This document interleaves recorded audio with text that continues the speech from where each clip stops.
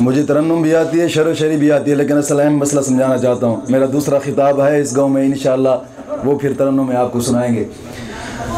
توجہ، نجم اس کا تیسرا معنی ہے چشمہ۔ نجم کا تیسرا معنی چشمہ، جو ابن اللسان ایک لغت کی کتاب ہے، اس نے نجم کا معنی چشمہ لیا ہے۔ اور وہ کیونکہ زمین کے اوپر سب سے پہلے ایک چشمہ نکلتا ہے،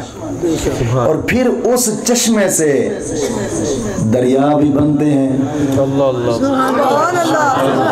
نہریں بھی بنتی ہیں اسی چشمہ سے، اور وہی پانی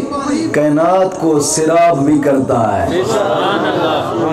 نہروں میں جاتا ہے، چھوٹی نہریں، پھر اس سے بڑی نہر، اور پھر چھوٹا دریا، پھر اس سے بڑا دریا، اور پھر وہی پانی چشمے کا ہے، تھا چشمہ،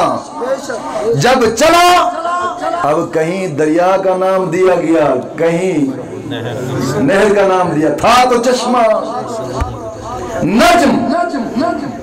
اللہ فرماتا ہے اگر یہ نجم مانا مراد لیا جائے، اللہ نے تو مطلق فرمایا نا کہ محبوب مجھے اس چمکتے ستارے کی قسم ہے۔ یہ نجم اگر اس کا معنی چشمہ لیا جائے، جس چشمے سے پہلے دریا نکلے، پھر بڑے دریا نکلے، پھر نہر نکلی، پھر اس سے بڑی نہر نکلی، تھا وہ چشمہ، وہ بھی مطلق رب نے نجم فرمایا کہ اے محبوب یہ کائنات نہ تھی،